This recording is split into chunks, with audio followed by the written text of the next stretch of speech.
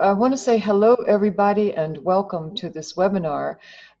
You've seen Oxana Bondarchuk on many of our webinars, all of our webinars. She really organized this program, organized and maintains the webinar website, produces the Eureka Times, does so much for us and has for the past really year and a half, 2 years.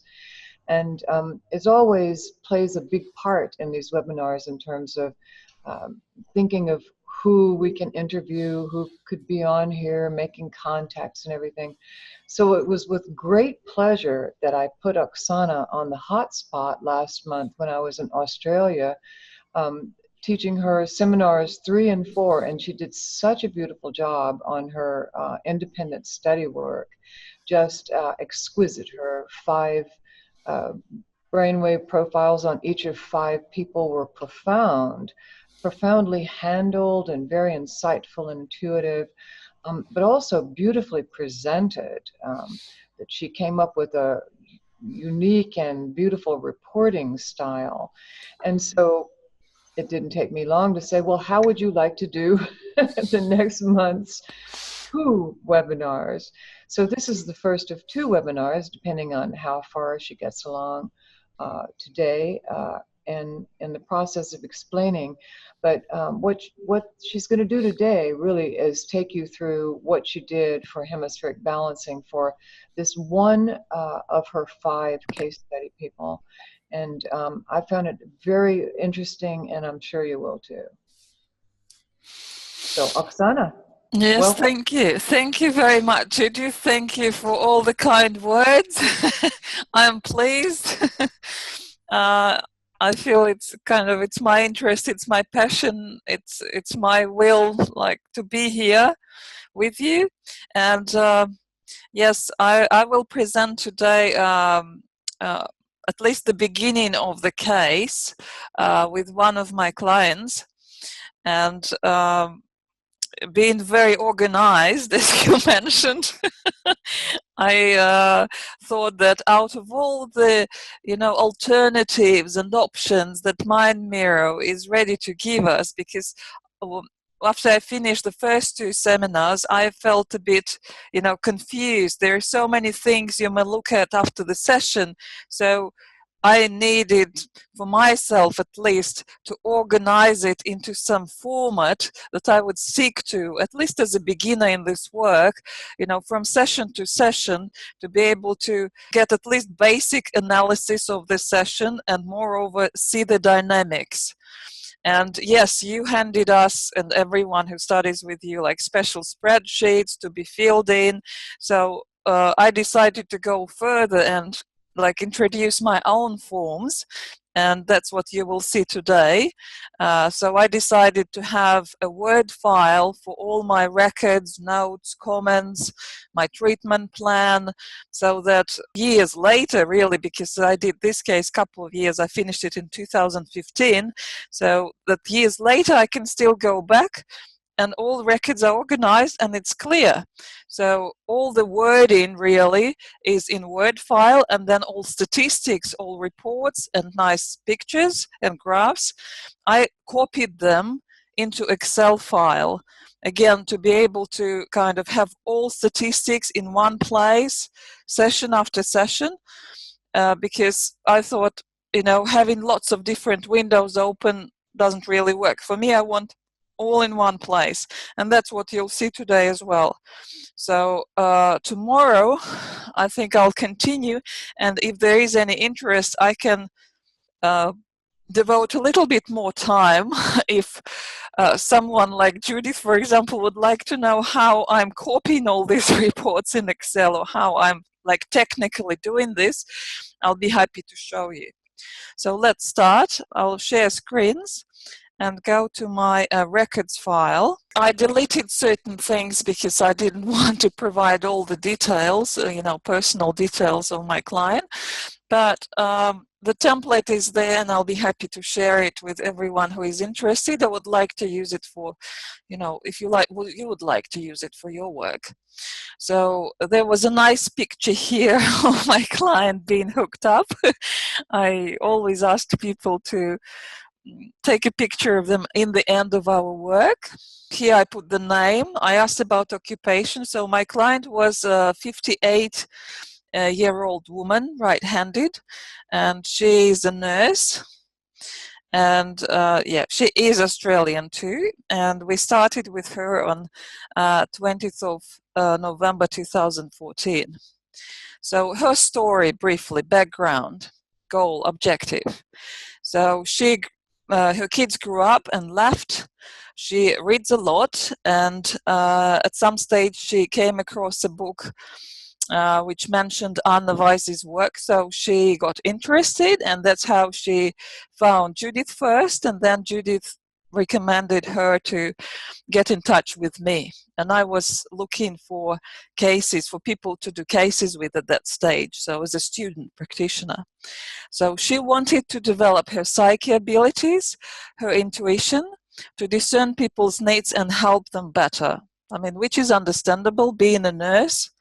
It's not an easy environment to be in, so you have to really be very present to yourself to be able to help others, and be sensitive as well to yourself and others. So she also mentioned that other practitioners, kinesiologists, mentioned that she is uncoordinated in her body and distrustful in her mind. Her left-right disbalance and lack of trust to reality, she said it was going back from her mother 9 generations back, and lack of energy flow through the left side of the body. So that's where the things to be addressed in the very first step. As usually, we start with brain profile. Here you can see the standard kind of sections of the brain profile.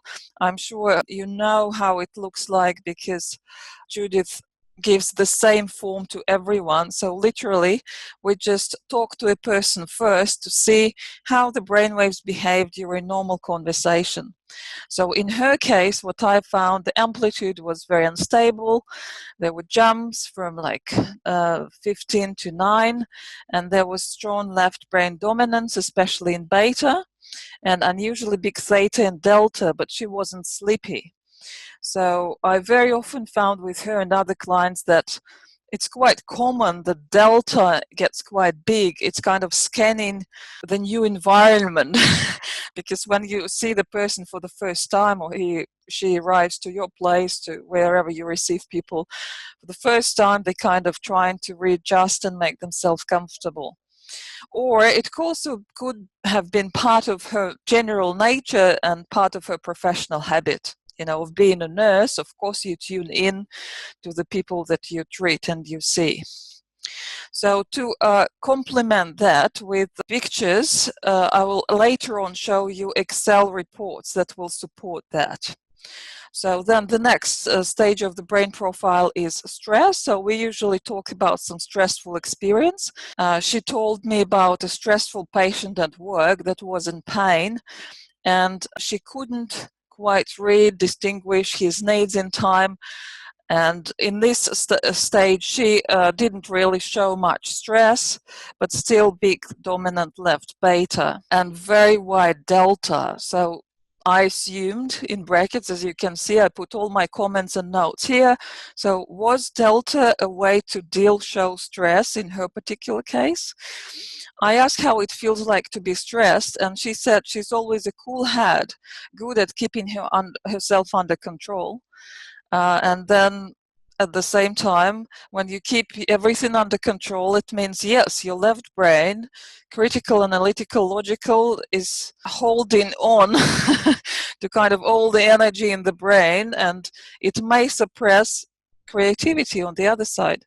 The other sign of stress might be just instability in amplitude. Judith, am I using the word amplitude right? Because I remember last time No, you certainly are. That's absolutely okay. right. The power of the brainwave. It's jumping off there. That's probably stress. Yeah.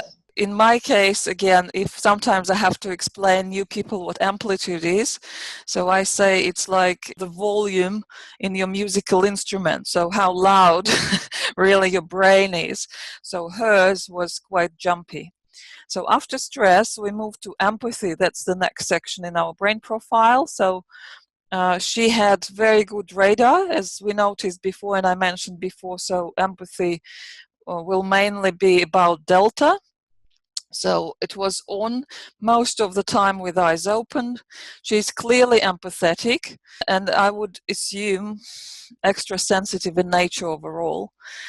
And for a moment, I felt that she responded to my stressful situation with my difficult customer case more than to her own stress. So when we talk about empathy, we kind of refer back to our own stressful or negative experience and see how a person reacts to that. So in her case, she reacted even more. So she may be overly empathetic or sensitive. So then the next section of brain profile is math, where we ask someone to do simple multiplication. Apparently she is good with maths. She had no signs of stress. And surprisingly, for her it would have some elements of creativity there, because she had some right hemisphere beta flares involved while doing her calculations. Then we move on to the part with eyes closed, because so far all these previous sections are done with eyes open. And that's when we do this countdown exercise. And she said she couldn't count down by 7, so we usually ask count down from 100 to back to 0 by 7. So I suggested, okay, let's simplify it, do it by 3. And she showed immediate increase of alpha and even upper theta bands in 7.5 hertz range. So quite common, as you know, probably for many relaxation exercises. When you count backwards, when you count down, it's quite common for relaxation, right? So you can see it straight away working here. And then mind clearing, music and relaxation. That's where we start our relaxation meditation, and that's where we start the music. So she gradually developed slightly bigger alpha. She always showed quite big theta and delta. And an interesting point is that if you are really attentive, you will see that when you talk to your client, you can see that some people are like receiving information from you. When they're hearing, you can see this 15 hertz band or 19 hertz band being really active. So for me, it was a sign that it looks like she's listening to me literally with this band. And then you can see information processing with 19 hertz band. So kind of she listens and then she decodes kind of what I was telling her to do. In the end of our music and relaxation part, she showed very unstable but still approximation to evolved mind pattern. And then the last 2 sections of the brain profile, imagine in different colors. Previous section with relaxation and music usually helps people to prepare for that. So it looked like she was warming up and opening up as we proceeded with our brain profile. Orange showed almost evolved mind pattern on oranges. Green was a good strong color, and grass was a strong key to activate alpha waves. Again, lots of these things, they might be quite common, because I found that green in general opens up alpha brainwaves. And even in our color scheme of the mind mirror awakened mind pattern, we see alpha depicted in green color. So I guess nothing surprising there. Blue and purple, yeah, as again, even in mind mirror awakened mind pattern, blue stands for theta brain waves and purple for delta. She was going deeper, showing that ocean is a strong key or landmark for blue color. And she approximated evolved mind pattern, though still misbalanced hemispherically more and more as she went deeper. And then the last part of the brain profile is visualization. By the time you arrive to this last part, probably everyone would be fully warmed up after relaxation and this little alpha kind of stretching with colors. She had clear feelings and imagery and very much enjoyed the meditation. So what I saw was same awakened mind, diamond. If you don't know, I mean, you can see my abbreviations on the screen, right? So awakened mind standing like abbreviation IAM, diamond to evolved mind patterns observed. So when we talk about the progression of kind of how we can see that the person is going deeper, yes, we can see reduced beta, usually opening up alpha. So it means we open up and approach awakened mind first, then we go to kind of this diamond shaped, so all bottlenecks of awakened mind are opening up. And that's when we see, instead of just nice curves and shapes, we see more like diamond shape, and then it starts rounding up to evolve mind pattern. So again, it's quite logical and common when people go deeper. That's more likely the progression of patterns that you will observe. So during her visualization meditation, she imagined how we ask, imagine the life that you would like it to be, right? So she imagined how she feels good, how she feels fully balanced in left and right, how she's living that way, letting energy freely moving through her body and collective matrix, feeling herself more intuitive, being more healing in her profession, and sense how and what people need in time and how to help them best. And she's really willing to help everyone, not just in her profession, her husband, her family and friends. And she felt genuine love. How she was going to feel when it's happening. She mentioned that she does easel painting sometimes, and she was worried about making a mess, unable to take it easy. So again, here you can see her left brain kind of interfering and criticizing, say no, it has to be clean. There are certain conditions. So apparently there is this critic sitting in her, trying to block her creativity as well, just in the very beginning, even just thinking about mess. So she gets mindful when painting, but wants cut loose and paint from her heart. Of course, I collect the feedback in the end, as was suggested again. We have all these kind of prompts or reminders on the brain profile template that we fill in with drawings. So her easiest colors were blue and purple. Her most difficult colors were red and orange. We always ask about table of landmarks, so the person can kind of relate to where she felt she was, how real and vivid was imagery. And she said it was real and vivid, sometimes more real than in life, which was good for the very first session with me. I think it was great. Sensualization scale 0-1, she said she was melting in the colors. Other comments were manner and pace of mine were good, so she had no problems except trouble counting down. And usually, again, if the person is uncomfortable, you will see some stress signs. And he could come up with a better option like I did, simplifying the task. And colors got easier as we went through, especially blue. So again, it could be expected, there could be individual preferences there. So now I would suggest we have a quick look at statistics and then I'll continue. So you can see this is the way I organized my statistical reports, right? Reports suggested, offered, with Volistas, with the latest model of the mind mirror. So I decided to keep each session on a separate Excel sheet, so that all the sessions literally are in one file, but I can easily navigate through them. So what we see here, we see the very first session. I called it 0 because, like brain profile, it's really more like diagnostics rather than anything else. So I called it 0, brain profile, and you can see it in the tab name.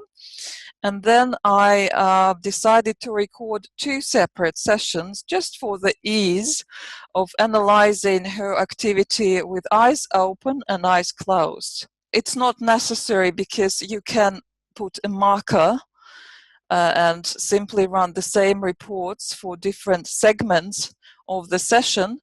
But again, remembering that I was just a beginner in this work and I had a couple of problems where my session after 20 minutes was cut off because I probably left the timer on or something else on. So to be on the safe side, I just decided I'll just record 2 separate sessions. It will be clear and easy to analyze afterwards. So here, the first part of the screen will show you the session with eyes open. It will show you also the kind of average mind mirror summary. That's the very basic visual report that we can run to see the average pattern for that session, or in my case, like half of the brain profile with eyes open. So you can clearly see very strong disbalance right to the left. So talking about statistics, mainly this is used for self-trainers to help them identify their training level, but I found that this statistics is really good for dynamics, right? To just compare session to session and where we are going and how the client is responding.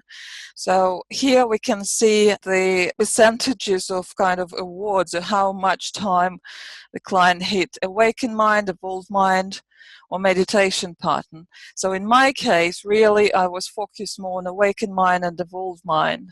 Judith may add in about the formula, which sits behind these percentages. Would you like to add in, Judith? Sure. So the training levels range from 10 to 1, and 10 means that you are allowed 100% deviation from the ratios of the pattern. And what they are is the beta is 1, alpha is 2, theta is 1.6, and delta is 1. And so as you go down the training levels, you're actually refining your pattern. If you get to training level 5, then you're allowed 50% deviation, and that means 50% compliance. If you get down to 4, then you're allowed only 40% deviation and 60% compliance. And not many people are having very high scores on training level 4. We see most meditators scoring on training level 5, anywhere from 65 on up to into the 90s. Thank you. I guess we can edit somewhere in comments, and I'm sure it's in the manual too. So here we can see that, say, my client with eyes open showed 92% at level 8. So I was advised by Judith at that stage to look at any data which is above 70%. And I guess as Judith explained to me, for self-trainers, when they use these percentages for reference and guidance where to train, the brain needs the incentive or feedback, positive feedback 70% of the time to progress, otherwise it gets frustrated. So I kind of used that in a way to pick the level to kind of mark or monitor for my clients. So here we can see that awakened mind was 92% at level 8, and evolved mind was 79 at level 7. Again, comparing that with the eyes closed, that's the second part of the screen, you can see that eyes closed clearly improved her scores for awakened mind, but for some reason she dropped in her evolved mind. So it was 74 at level 6 and it was 96 at level 8. So again, here I was focused more on awakened mind as the first step, next step in our training, rather than looking at meditation pattern or evolved mind pattern. And again, if you look at the mind mirror summary, you see this clear left, strong left disbalance. So nothing changes. Eyes open or closed, we have this left dominance obvious. And then again, these were just some relative numbers, right? Percentages and visual representation, average visual representation for the session. So I decided to have like a look at like pure numbers. I had a look at our left and right channel and compared the numbers. So there is an option where you run the statistics, and I chose beta amplitude, alpha, theta, delta, and dominant frequency for left channel, and then same for the right channel, and then I just manually calculated the difference. Excel allows to do that easily, and yes, you can see there is a big difference, especially in like beta, right? It depends where we look at whether we look at maximum or whether we look at mean numbers. But anyway, just to simplify the task and do not overload ourselves, I can say that like visually it's so obvious the left is over dominant. And then I also marked the large numbers that kind of looked strange. This could have been artifacts, but I also pointed out huge delta amplitude with eyes closed. I mean, it was big anyway, the maximum at least that she reached. With eyes open, but then with eyes closed, it was something abnormally big. Then I also picked the dominant frequency graphs, and basically what usually we use them for, I used them for, was to see when the person is going deeper. Okay, so the trend line, the red line, will show you when we are really deepening. You can also compare, for example, how left and right hemisphere respond. So you'll see that in my case, they will be different, right? So they respond in slightly different ways because of this disbalance. And another sign, as I remember and as I described to Judith, I call them black stripes. Judith, you remember you were surprised at first the wording that I used. So when you see these darker areas, it means that most likely we were approaching evolved mind pattern, so kind of across through all the frequencies the client was present, and that's like these darkest spots. So later on with my analysis you will see that these deepening downs and these black spots later helped me to find powerful landmarks, or at least, I mean, say you do alpha training, alpha sensualization exercises provided by Anna Weiss, and then you see that the person strongly reacts to the ocean, right? Symbol of the ocean, and you'll see that most likely will drop down deep and we'll see the darker stripe behind it. So I kind of double checked my own observations with the mind mirror. I could see person shooting or approximating evolved mind pattern, and then I check it with a dominant frequency report, and really it confirms my observation. Yes, I didn't miss it. This is truly a strong landmark, but we'll talk about it later, probably tomorrow. So this was the simple approach, very simplified approach, and like really, I don't know, 1, 2, 3, 4 basic reports that I ran for session with eyes closed and eyes opened. So I chose them as basics, and later on you'll see if I have more data, if I'm using GSR, BVP, or this is theta meditation, I added extra reports for some extra data and extra analysis. But just for a start, I thought, this is something I could keep an eye on from session to session, just to compare what's going on and how things are changing. So going back to my records, after the session, especially if you have many people, it's good to put some notes down to remember what to do next. So these were my comments, practitioner comments after this brain profile. Clear need to address seriously hemispheric disbalance. Address bigger proper alpha, meaning it should be bigger than beta and theta. Working on body sensation, scanning relaxation to facilitate mind relaxation.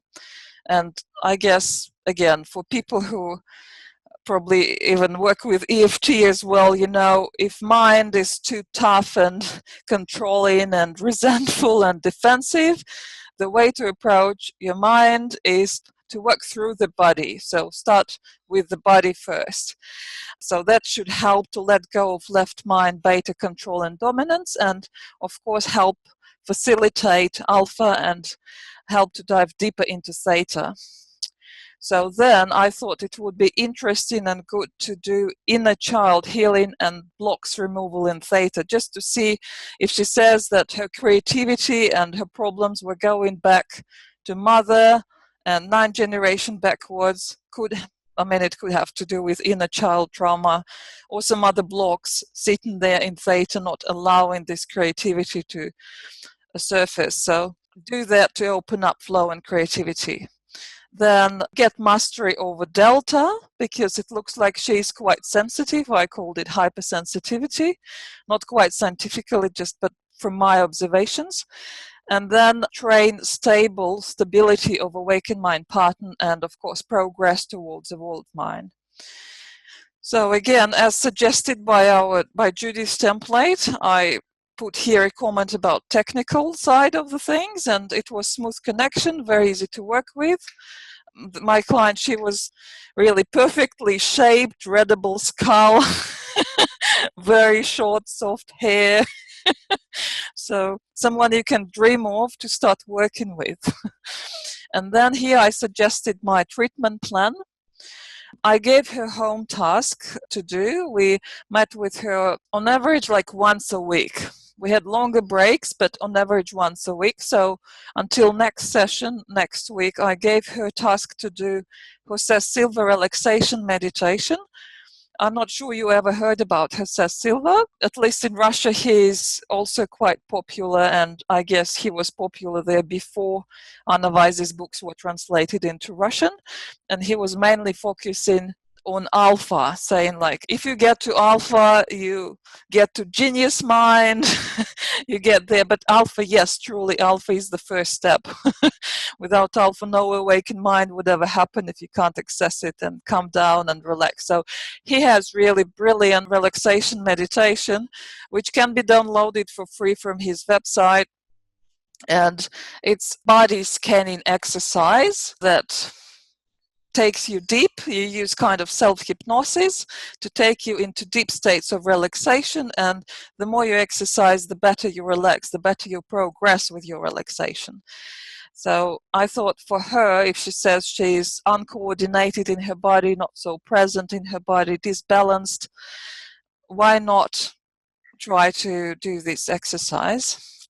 So then session 1, and we'll see what we'll do later, do left-right hemispheric balancing exercises, including extras, as I mentioned before to Gary, that I found besides what was suggested by Anna Weiss. I was interested if I can offer anything else, just kind of to fasten the track. I found this called brain gym or education kinesiology exercises, plus I complemented them with other things that I found, or I even remembered certain things from my course of NLP for high performance state, like warming up your mind. And then I thought it would be nice after this balancing exercises to do some meditation to stabilize alpha, and I suggested to do animal sensualization.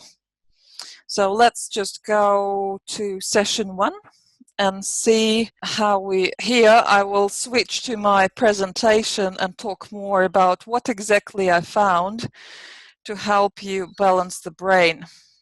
So Brain Gym was developed by Paul Dennison. Paul Dennison is a professional educator, a pioneer in the field of kinesiology, and he is also an authority on the breakthrough attainment of cognitive and academic skills. He did some research into reading achievement and its relation to brain development that created the basis for the Brain Gym work. So he created this as part of learning program to help people of all ages to turn their learning challenges into successes. Working alongside with developmental optometrists, Denison offered his students a full program in sensory development, including a few simple movements that seem to help with equilibrium and perceptual skills. This movement should someday spark the idea for brain gym. So in early 1980s, he joined forces with Gail, an artist and movement educator, who later became his wife and collaborator. So they co-founded and co-created Educational Kinesiology, these brain gym activities, and the Learning Through Movement series of books.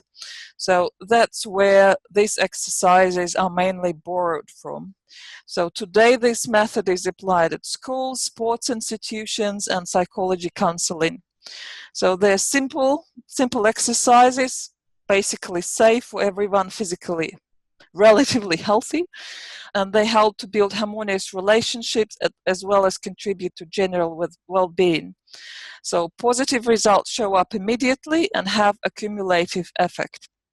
So the possible benefits include optimization of the brain activity, harmonization of left and right brain hemispheres, intellect and creativity development, improvement of short-term and long-term memory, improvement of learning abilities, computer work efficiency, productivity recovery, elimination of stress, fatigue, mental tension, facilitation of abstract thinking. So on every possible angle they are good. And here I'll just show the basic, very basic exercises. I probably won't spend too much time going into much detail. Most likely, I'm sure, some people at this stage in their lifetime, they come across these exercises without knowing that someone actually put it under brain gym trademark or name. Say some school teachers know this. In Russia, I don't know where from, but that's what you may have been asked, if you were falling asleep in the classroom as a child, you were asked to massage your ears. And what it actually does is first exercise. It can also sharpen the hearing, stimulate your short-term memory, improve mental and physical abilities, and body balance as well. So it doesn't matter whether you do it standing or sitting, and I can just complement certain things with, myself, how it works. So you gently massage your ears from top to down, and then while massaging, you pull them slightly apart. So it should be nice, and you don't have really to pull much your ears, but it is working and it helps you to really awaken if you start getting sleepy, and it helps your concentration. If you start doing it yourself now, you may even feel it straight away. And in Russia, I can tell you, I think it's all over the world really, when someone misbehaves, the parents grab the ear. I guess it has something to do with this exercise too. Kind of, hey, awaken! To switch on the brain. Okay, the next exercise may be quite familiar to you too, because again, intuitively, say when we forget something, and say you are a student or you are about to do the exam and you're sitting there trying to remember things and you can't remember. So you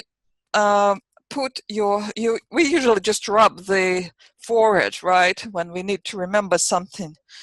And this exercise suggests you take your middle and index fingers of both hands on these deepenings on the forehead in between eyebrows and hair growth line. So just above, really, the eyebrows, you'll feel these deepenings.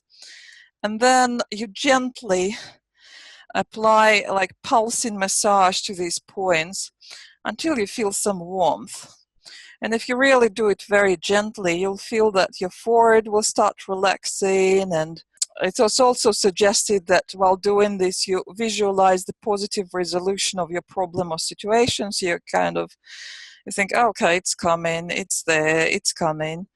And again, I can take just, without reading what they wrote as, the benefits of doing this exercise, they mentioned on the slide, I can tell that, yeah, it does help you focus, concentrate, and possibly even it does help you to relax your beta because you're gently massaging your forehead. So that's another simple exercise anyone can do.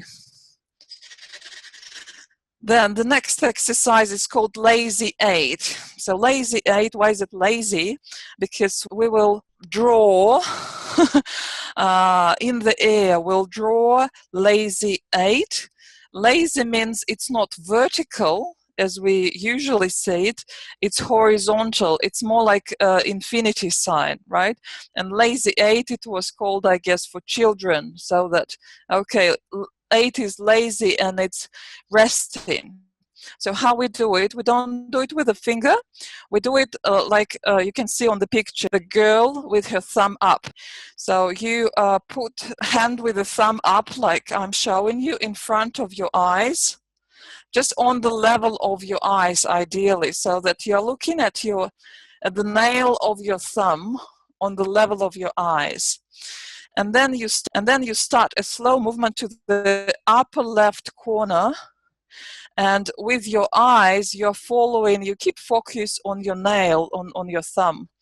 So you go to the left up corner, then you go down, and then you go up back to the very center of your imaginary infinity sign or Lazy 8, and then we go to the right side, so upper right corner. I don't know how much my camera is showing what I'm doing. I'll just try to minimize it for now. But really, the idea is that you take your hand as far as your eyes can reach and keep focused with your eyes. So you follow this thumb movement with your eye until you get back to the center. So I just drew one big infinity sign, right? So we repeat this exercise 3 times. Go into the upper left, always down, back to the center, upper right, down, and back to the center. So you do this exercise 3 times with your right hand. Then you do the same. You put your left hand in front of you in similar fashion, and you draw the same infinity sign, a Lazy 8, 3 times. Again, go into the upper left corner first, down. You do it 3 times, and then you put your both hands in a lock, like I'm showing you, and then you put your 2 thumbs together, and that's where your focus is, and you do 3 more Lazy 8 signs of symbols, following with your eyes your both thumbs. So the logic behind this, as we all know, again, I guess it's much more complicated, but for understanding and memorizing, the left hemisphere regulates right side of the body, right hemisphere left side of the body. So by doing this exercise, what's going on, we are kind of activating the electricity flow in the right, so starting with the right hand in the left brain, in the right brain with left hand, and then we balance it with doing it with both hands together. And eyes are quite powerful tools to activate the electricity in your brain too. So it's really important, because when I showed this exercise to my mother, because she complained, she's teacher of Russian, and she has some students coming to her place. She said they can't concentrate, they're sleepy, I don't know what to do with them. I said, Mom, do a couple of exercises with them beforehand to activate their brain so they are more focused, alert, and again help them to balance the hemispheres, because she said just some girl, she's very poor at remembering, she's just somewhere she's good with colors, other things, but with words she's losing it all the time, and Russian language is about words. So I suggested her to try these exercises, and it does help, and children apparently love it. My dad asked, why don't you just do these eights or infinity with your eyes? And infinity with your eyes. And of course you can do it with your eyes, but when you do it all together, it becomes much more efficient, I guess, and powerful, because it involves body as well and eyesight. So the whole body movement is important. Then the next one, it's quite unusual. This time it's called Magic 8. So you remember the shape that we just drew, this infinity shape, right? So you keep this shape kind of in the air. You imagine it in the air, and then inside of that shape, you're trying with your finger to put on some affirmation. For example, I usually ask people to write inside, like it's like shown on the picture, if you can see here. So this, sorry, it was Russian, but you write the words in, touching the contour of this infinity sign. So I ask people to write in something like, I love myself. Or you can also use like popular, I love, accept, and forgive myself. You can use any of the positive affirmations, just writing inside of that imaginary shape. And apparently it does help people to remember things better as well. Especially if you have to memorize certain dates or new words in studying foreign languages. And it just takes your focus kind of away from stress and keeps your mind more organized. I'll continue with the other one. So this time, this is called Elephant. So as you can see on the picture, you can see a boy holding a hand like that. So what this exercise is about, it's similar to Lazy 8, but here you're supposed to use your whole body. So as the picture suggests, you have to be standing with your knees a little bit bent and but the whole body quite loose. And then you put your head kind of on your shoulder and let the hand sit like a trunk, like elephant trunk, very, very relaxed. And then you start, you imagine this is elephant trunk, or this is your big paintbrush, and you start drawing this Lazy 8, moving your whole body.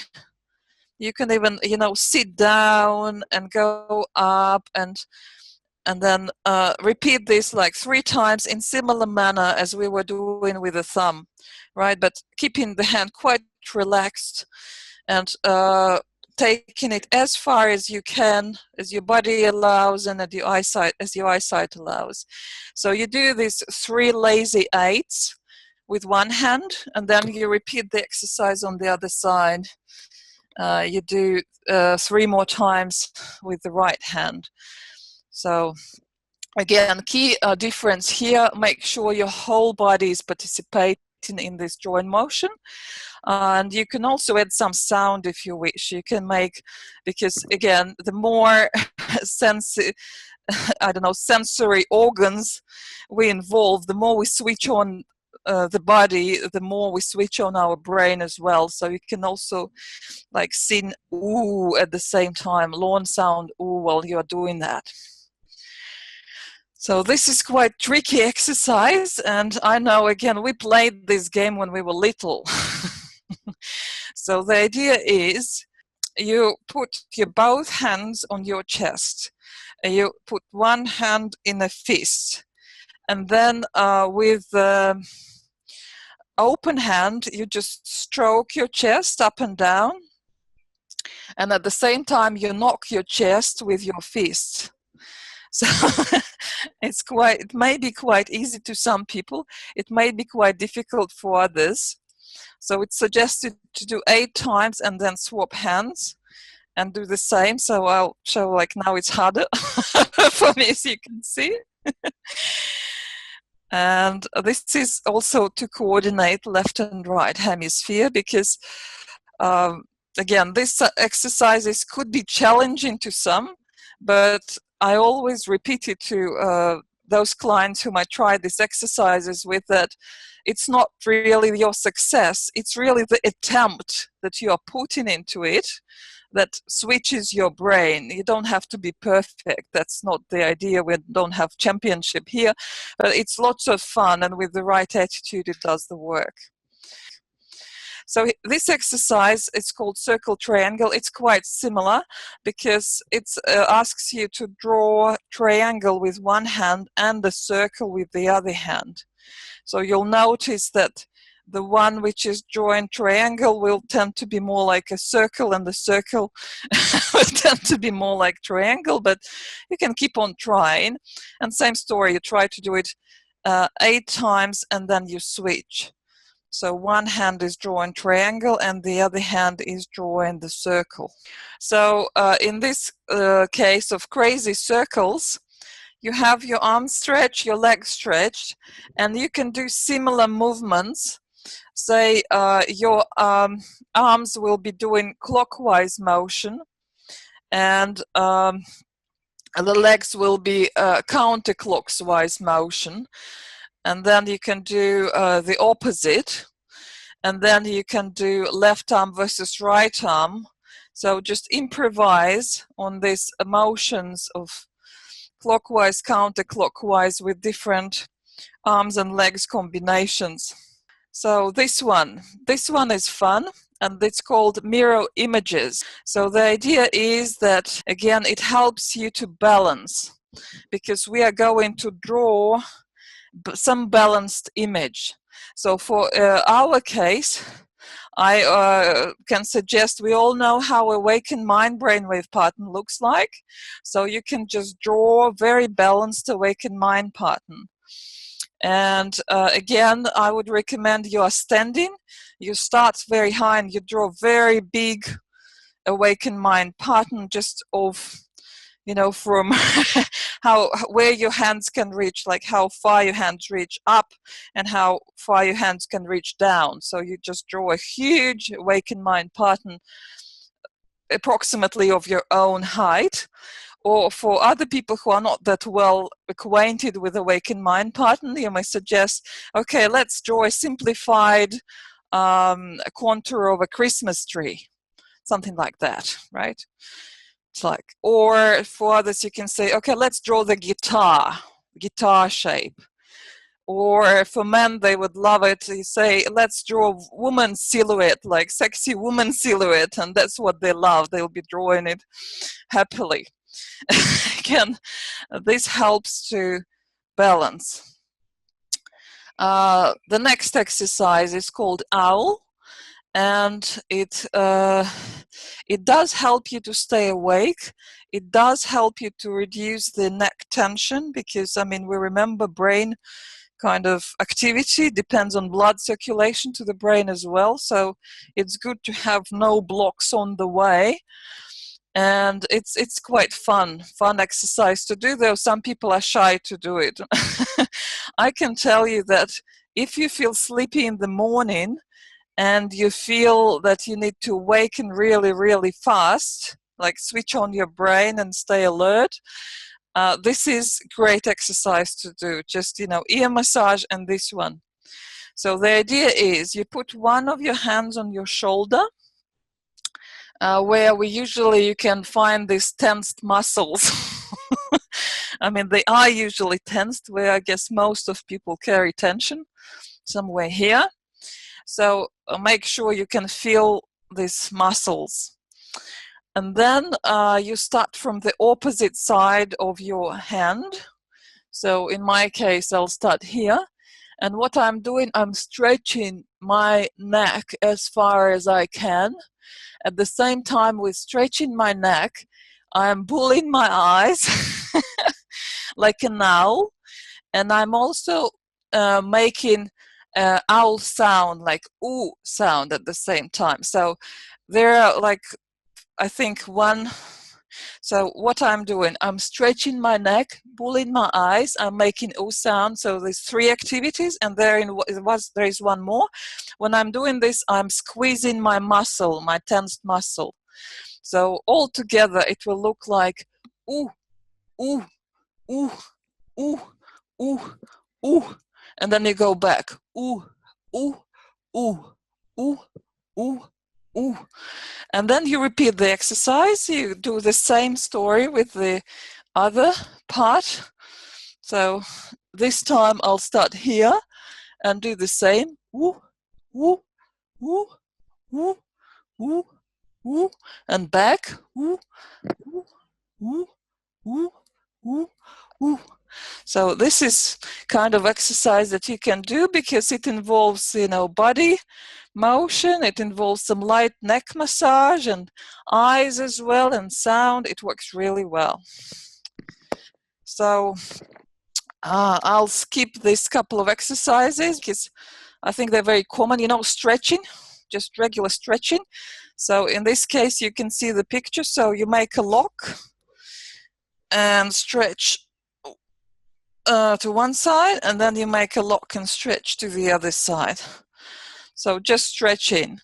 And you will also know, those who do yoga, you'll probably will be laughing at it, because just doing yoga and all kinds of asanas in yoga will balance your brain.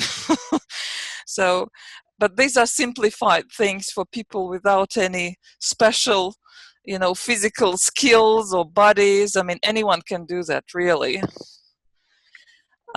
Cross steps. Everyone can do that as well. And I'm sure if you had physical exercises at school, that's what we did each time. And that's what you do at probably every aerobics lesson. So it means you direct left hand elbow to your right leg knee, as shown on the picture. So opposite. You just draw the knee to the right elbow, and then the right knee to the left elbow, and left knee to the right elbow. So, and just keep changing your legs. So you can repeat 8 times for each elbow-knee combination. At the same time, you can do the backs. So you touch with your, as again, you can see the girl doing this on the picture. So she's touching her, with her left hand, she's touching her right foot or right heel. And that's what you do. It's kind of similar exercise, just with doing it a bit backwards. Cross steps. I'm sure you've done it, so I won't spend time on that. And then this one, this is called grounding.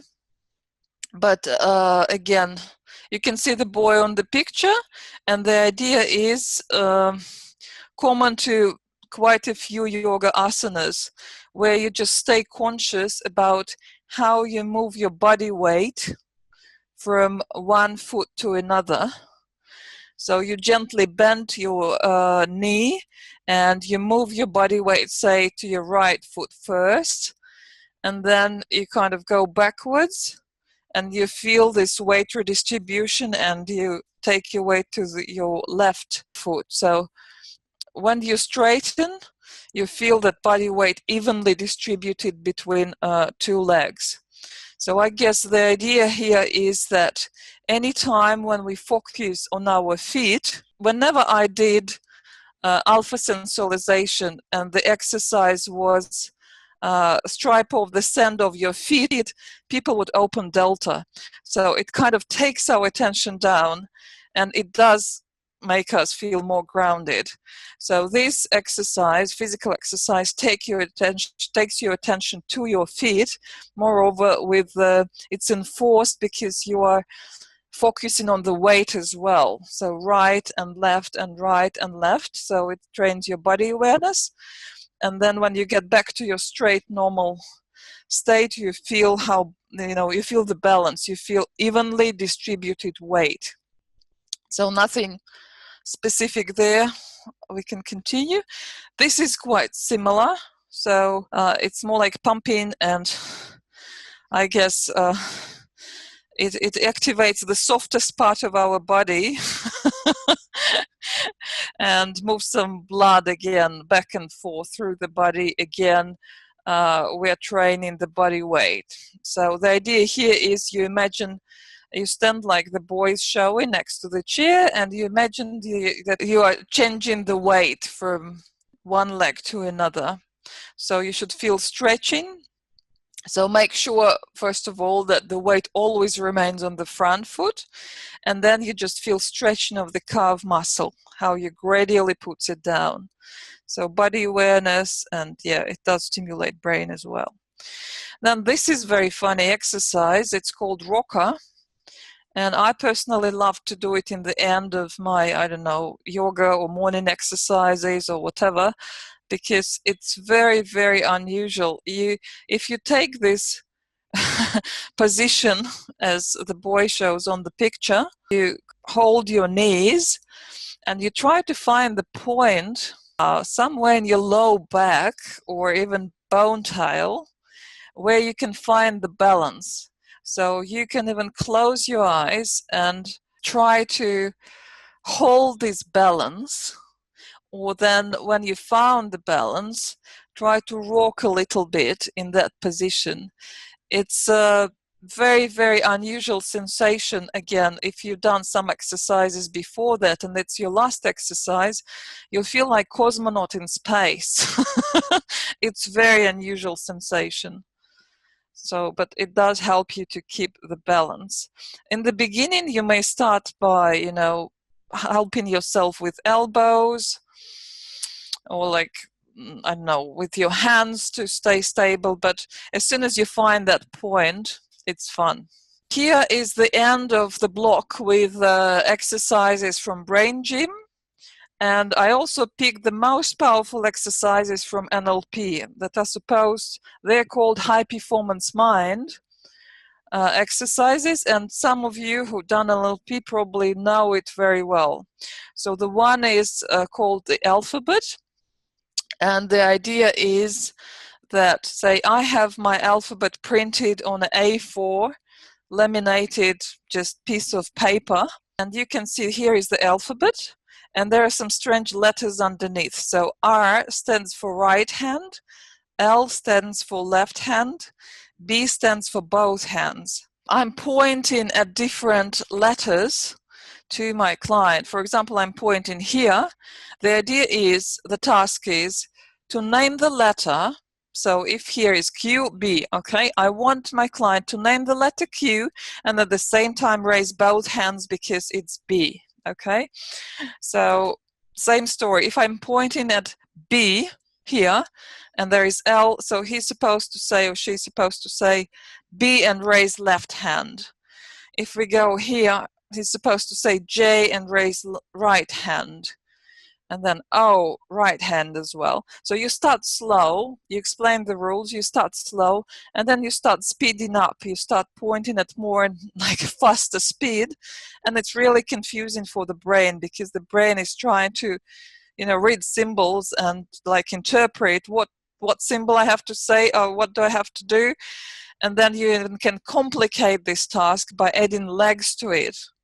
So it can be same like right hand, right leg, or the opposites. It will be even more complicated. So for example, right hand but left leg should be lifted if I'm pointing, for example, at A. So A, and it becomes more and more complicated like that. So again, this is good exercise for high performance mind, and it appeals again to left and right hemisphere. And I can tell you my mom is successfully using this exercise too with some of her students, just to wake them up before the lesson so that their minds are sharp and their hemispheres are more balanced. In the bottom of the slide, I even pointed out that there are games. So these days we are all, digitized, and there are games that you can get on iTunes and Google Play with this alphabet exercise. So for those particularly interested, you can even download the game and play it on your computer, on your mobile phone. So the next exercise is again very, very popular. It's called Rainbow. And it's very similar to Stroop test. So John would be very well aware of what it is like. So it's just simplified version of the Stroop test. Again, I have a piece of paper, laminated piece of paper with these colors. And I just point at different words. And while pointing, I say, name the color or name the word. If I say word, so they're supposed, for example, to say green. If I say color, they're supposed to say black. So ignore the word, just name the color of the word. And again, you start slow, you explain the rule, and then you make it faster and faster and more challenging, and it's lots of fun, and it does awaken the brain too. And the same story, there is mobile and computer applications available for download, and here is the link if you are interested. These were 2 exercises from NLP, and I'm sure again that many of you heard about outstanding skills, talents of Leonardo da Vinci and his crazy handwriting that you can see.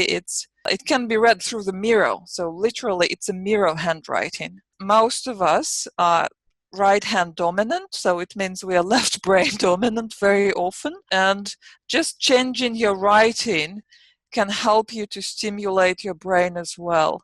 So you can write backwards. So instead of writing normally, we start from the right and go backwards. Then we can write with, say, if I'm right-handed, I can write with my left hand. At least if it's too difficult, as they suggest, you may start with circling what you've already drawn with your right hand. Again, it's not the success of the exercise, it's just the attempt and effort and doing the exercise that works. Then the last very interesting exercise is when you do mirror writing. So by mirror, again, I suggested people some affirmations or whatever they want to be. Say, I am creative, if you want to assert and affirm in your creativity. So you just write, I am, and it's like with your right hand to me, it's like a normal writing. With the left hand to me, it will be the image, like mirror image reflection of what I'm doing with my right hand. I am creative. So you can do it in the air with a finger, or you can do it literally, just take 2 pens in both hands and do it on a piece of paper. It doesn't matter. It's just the activity.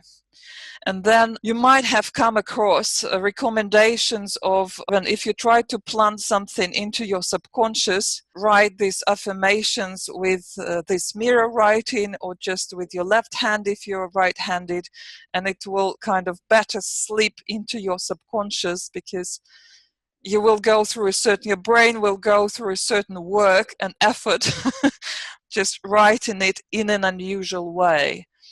And same story applies to just trying to do regular things. If you are right-handed, try to do certain things with your left hand just to stimulate the other hemisphere. I don't know, brush your teeth or some simple things we do every day, but it will be part of your brain training if you remember to include this. Switch hands. And then the last one, again, very probably well known to everyone who ever done yoga or studied any breathing techniques. So you remember that, yes, we do have energy channels, and through our nostrils we activate one side or the other side of our body and brain as well. Here is classical kind of alternate nostril breathing exercise. The idea is you block one nose, you inhale slowly, pause for a second, now close the nostril and exhale. And then inhale through that open nostril, pause, inhale through the opposite. And so you do the circle and then you change the rounds. So this alternate nostril breathing also helps you to balance balance the body and balance the mind through breathing. And do not over-exercise. Some people might be sensitive, so they, again, be very, very cautious or attentive to what your clients are doing, because we all have different bodies, really, and some different brains, and some, especially with breathing, for example, there should be no pressure, no tension. We don't want anyone to overventilate, or on the opposite, to be short of air. And again, from my experience, Judith knows that once I had another girl and I suggested her to do these exercises, and apparently she had some brain trauma in her childhood, but it was presented as if she just fell down off the bicycle and they never really found anything that serious or significant. But she has been stuttering since that accident. So when we did exercises, she felt nausea, and you have to be very, very careful how far you can go, because I can do all of these exercises in one go and feel fine and feel great for the whole day with my mind sharp and fast and truly high performance mind throughout the whole day, being very efficient. For some other people, apparently it's when you do it for the first time, it's a big stress. So again, be careful. That was the end of my presentation, and I want to go back and show you what happened to my client when we did these exercises with her. That was the next session with her. We started with this brain gym and these NLP exercises. After that, we did Anna Weiss's exercise for left-right hemispheric balance. I'm sure you remember that. Just imagine this on the left, imagine that on the right, and that's more like not only imagining but sensualizing. When she was doing this exercise, because doing physical exercise, this kinesiology exercise, of course she wasn't hooked up because it would be impossible. But doing Anna Weiss's exercise, of course I could see her brain waves, and I saw that there was this dance. Clearly, whenever she imagined something to the left, to the right, this is like a dance of her brain waves shifting back and forth, left and right at the same time. So what were her comments? She felt stronger on middle words, really liked horse in the snow image in the end. Then we did animal sensualization meditations. My observations were that this meditation kind of put in place the balance. It kind of was the seal to what we achieved after doing these exercises, really. The hemispheres were better organized, and she brought beautiful alpha. She produced powerful landmarks and clear imagery, and we'll see them later in her comments. And she was shifting through unstably or unbalanced still from awakened mind to diamond and evolved mind patterns. So especially in the end, clear flow of energy was obvious through ripples bottom up through all the brainwave groups. So I'm telling you, these exercises are extremely strong. And I even put it in red, as you can see in my records. After all pre-warming and exercising, clear progress on all patterns in Mind Mirror summary report. Beautifully balanced patterns, plus awakened mind of 83% on level 5, so she significantly improved her score compared to the previous brain profile, and 94% on level 4, on level 6, sorry, from 76 during balancing today and 74 eyes closed brain profile. So great achievement in evolved mind, 94% on level 6, and meditation 85 on level 6. So let's quickly have a look at the statistics, because yes, it's good to see words, but we want to see how actually it worked. So here you can see again, we did, as I said, exercises. She wasn't hooked up, but on a Weiss's balancing exercise, she was hooked up. And what you see here, you see, really, you can see lots of activity in the right hemisphere. So to compare, that was our brain profile, clear, left brain dominant. And here is our mind mirror summary average for this exercise, balancing exercise, and you can see lots of activity in the right side. So that shows something, and I explained it's always, you know, a sprint, it's like there, and then it shoots to maximum, and then it balances it back.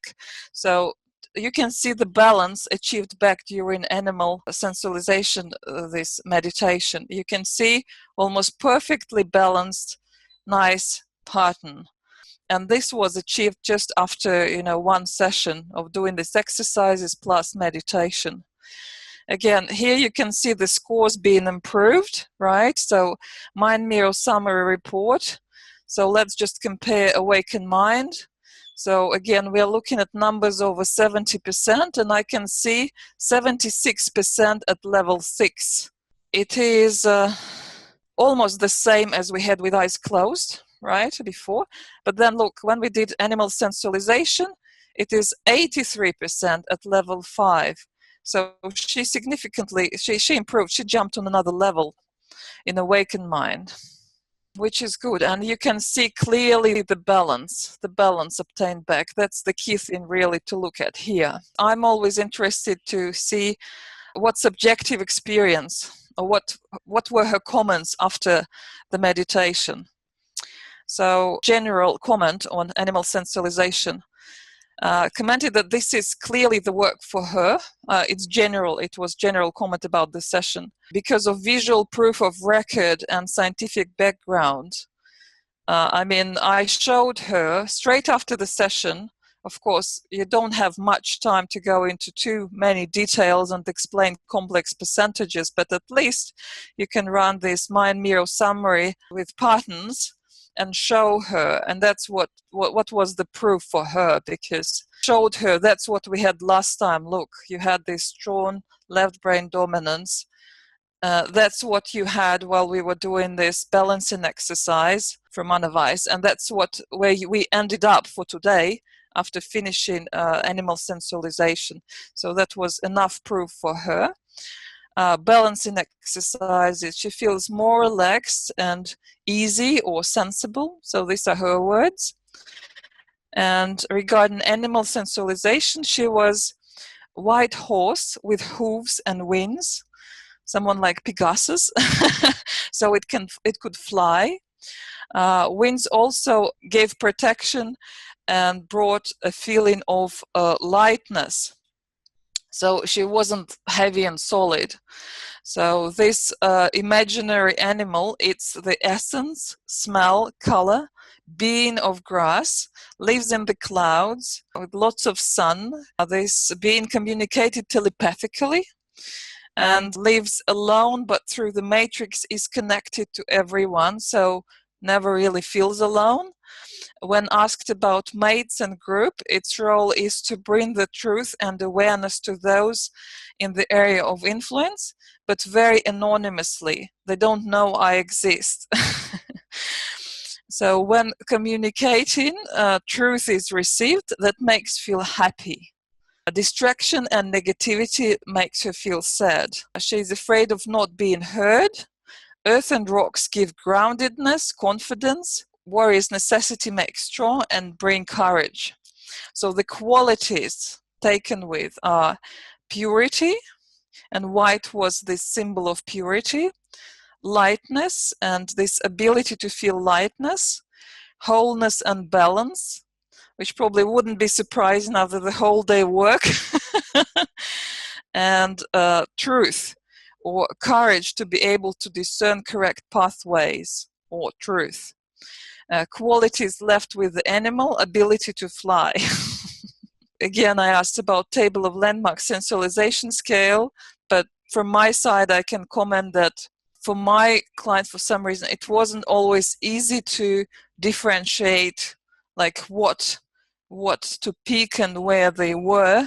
I guess for them, what was more important, it was their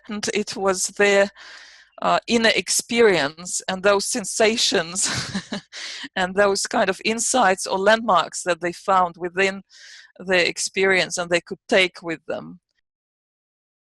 not only being a very easy person to hook up, but she was great with producing very beautiful, you know, rich imagery during meditations and give adequate, good feedback.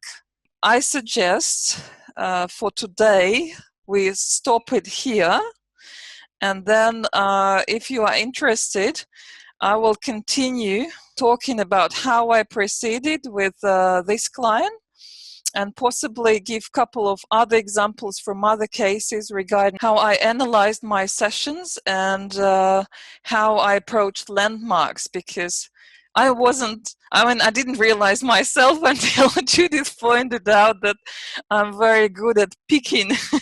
It's just observations really when they're doing, for example, alpha sensualization exercises. It's a good way of fishing for landmarks, you can say, because you can usually by that stage, you know how much time the person's brain is reacting. So it's like some brains are very fast, some brains they take like 2-3 seconds.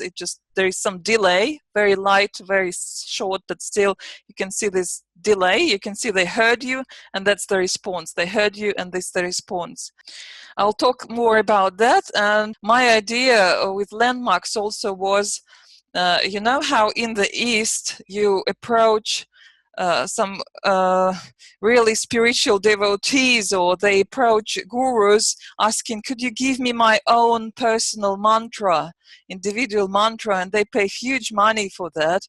So I picked the idea. I didn't charge huge money, but I thought, oh, if we found these landmarks, I'd rather do something for my client to help her or him to memorize these landmarks.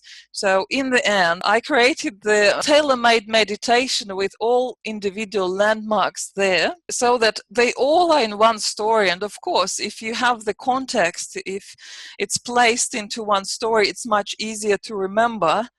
And it's like, you know, you learn all the keys or all the buttons, all the landmarks, and then you press them all at once doing this meditation. It may be short, it may be long, but you just press all the buttons and see what happens. And in our case, we know what will happen, because you'll very likely see awakened mind and very fast progress to evolved mind, because you are pressing all the right keys at the same time.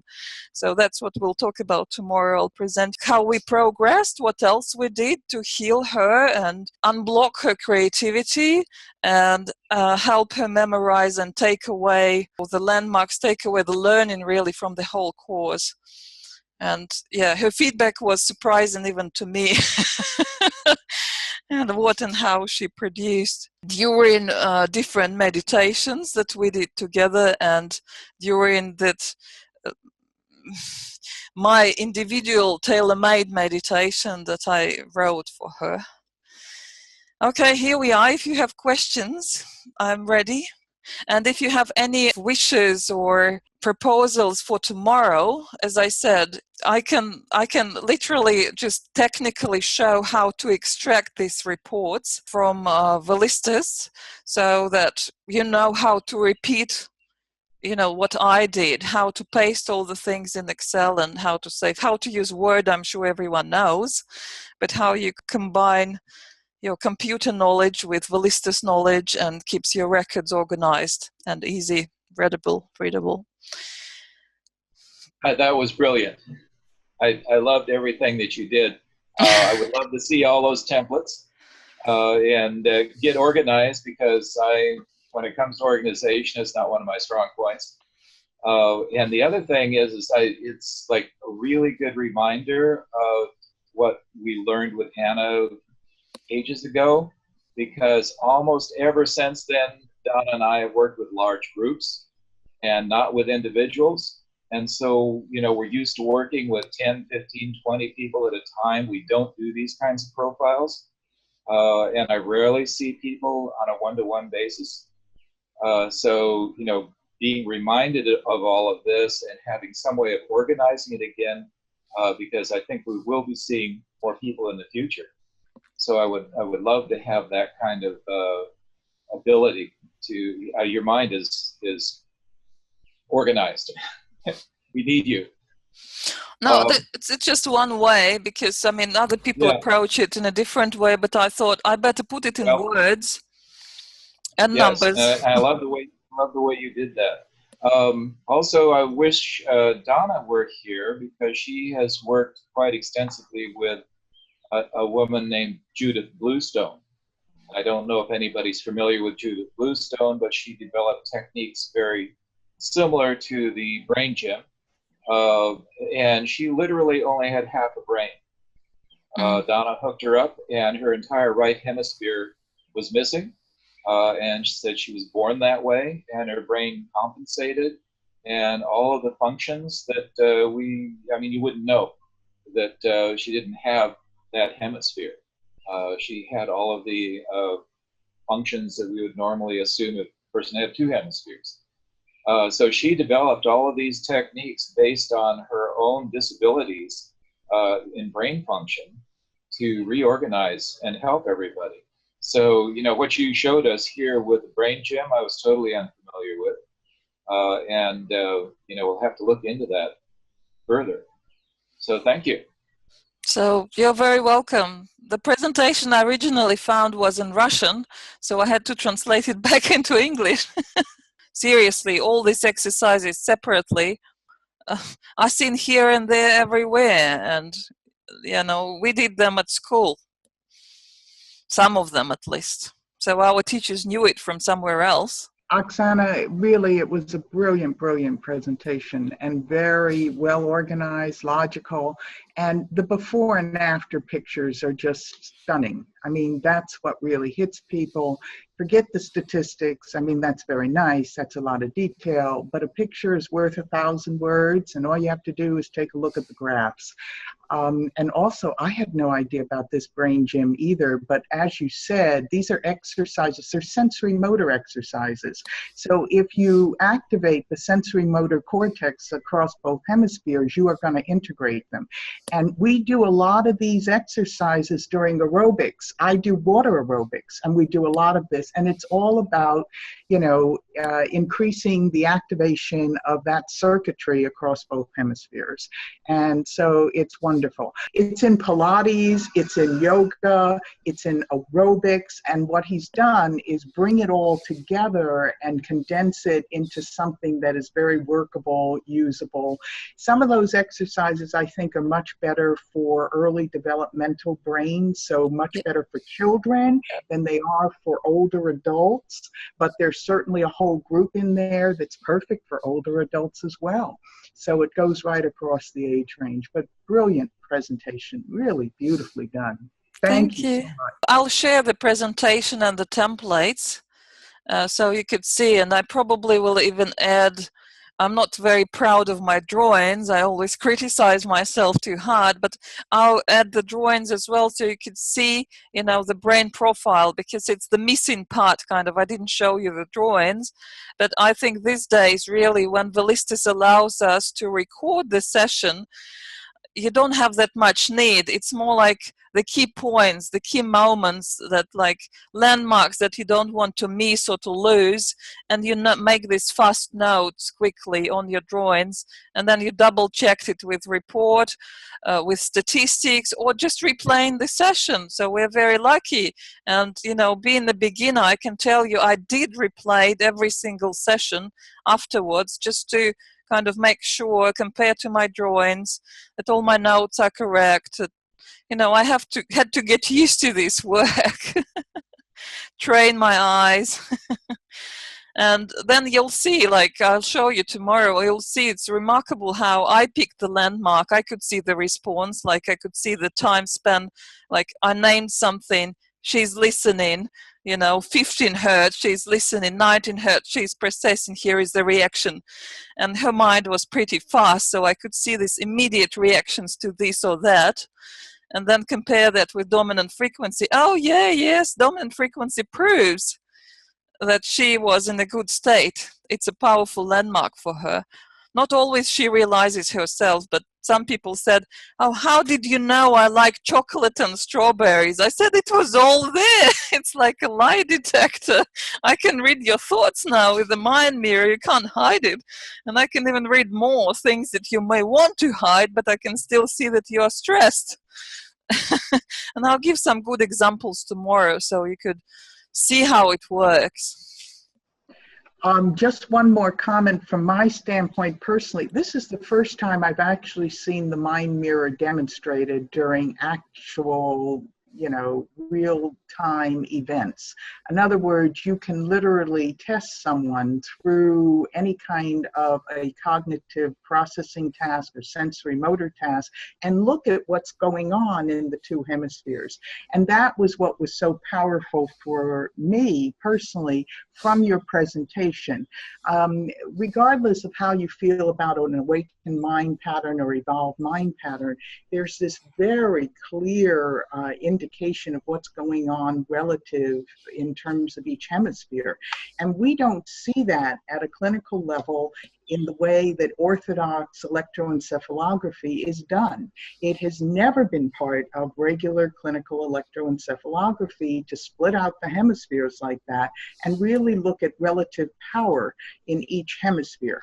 So that's what's so powerful about the mind mirror and being able to do that. If you have somebody hooked up, you are able to do that during actual cognitive tasking. And that to me is extremely powerful.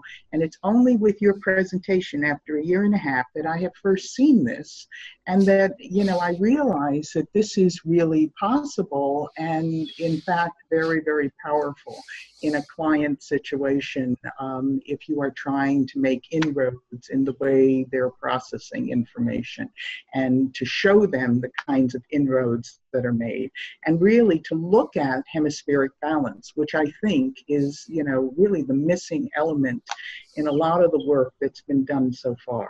So that's just my personal comment. Thank you. Yeah. I'd like to say thank you, Oxana. You put so incredibly much work into every single one of your clients and every single one of the sessions, and with such thoroughness and attention to detail. But what we're going to see tomorrow is what has impressed me more than anything else, and it's how her keen, incredibly keen observational skills allowed her to find the places, even these nuances in the nuanced changes in the brainwave patterns, that she could help these people find landmarks for self-evolution. And really, I don't know that I've seen any practitioner with observational skills that keen before. So that's going to be a real joy to see. And then what she had the very innovative idea of taking all these, she would snag a landmark out of this meditation, snag a landmark out of another one, and then she would create this, I hope that you'll read one of them, this wonderful meditation that takes in every single one of these landmarks.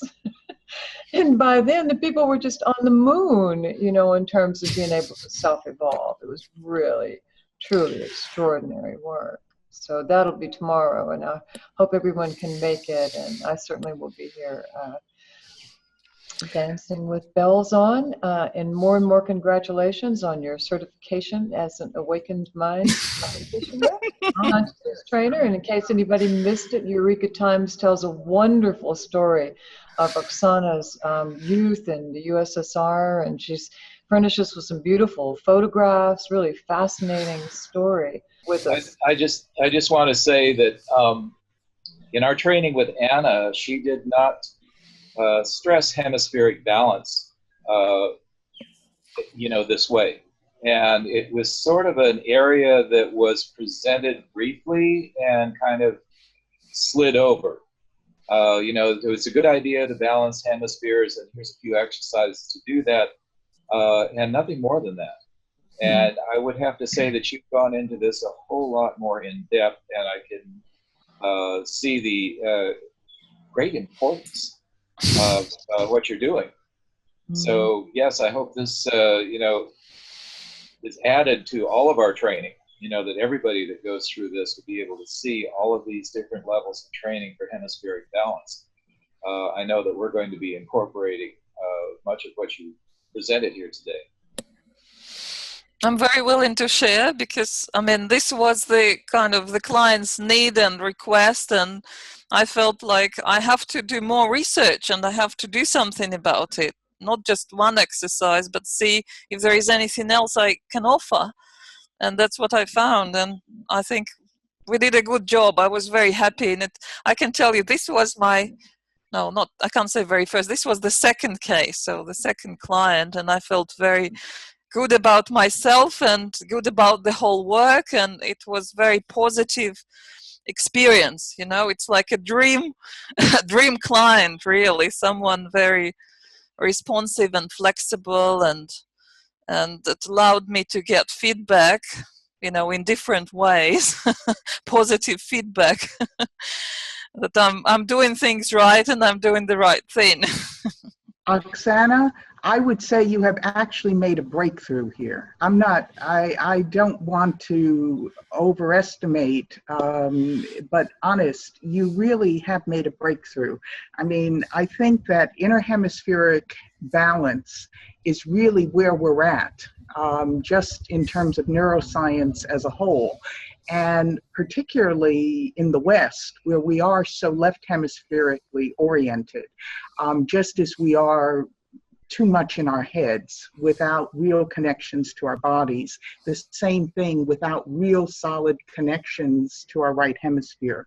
So what you're showing with the mind mirror is really a breakthrough in what can be done and added power to the mind mirror as a tool and as a biofeedback tool. So the other thing I was going to ask you is, in terms of this client, how long did you work with this particular client? Because I think you worked with her for over a year, or about a year. No, or it was. Oh, okay, I read it too quickly. Okay. It was. Let me see, because I can see here we had about 1, 2, 3, 4, 5. No, we had about, I don't know, 6 to 8 sessions. Let me see in the end. That's superb then. I mean, you're talking 6 to 8 weeks. You're talking 2 months worth, and you were able to accomplish this. 2, 3, 4, 5, 6, 7. 7 sessions we had all together. So 7 sessions. Okay. So the before and after, how far into that was it? Was it the second session, the third session? What do you mean before and after? What I showed today? Before and after picture of the brain, you know, of the mind mirror. Was the after mind mirror, you know, presentation picture, was that after the second session, third session? Yeah. No, I showed you like after the second session. Look, first session, brain profile. Second session, these exercises and animal sensualization. These are only two meetings, 2 sessions together. 2 sessions. And that's incredible. And that's when I decided, okay, I have to put it into nice presentation so I can send it to her and give her home task to repeat these exercises, because I can tell you, when you do them at least once, it's already shifting things for you. That's amazing. That's amazing. And then did you keep, I assume you kept on taking pictures, you kept on doing the mind mirror after she was using the home meditation piece that you gave her to practice with? You will see the whole dynamics. You will see my, like, I'll take you briefly through all the sessions with her. So we covered 2. There are 5 more to go through, but I'll quickly go through them to give you an idea how I approached her problems, how we progressed, and where we ended up and partied with her. So you'll see. That's phenomenal. Okay, well, that's, I mean, you're showing that in one session, I mean, you make all of this progress. That's tremendous. That's really quite elegant, very elegant. It's unusual, you'll see. We will see you tomorrow, and looking forward to it. Thank you immensely. Thank you, everyone.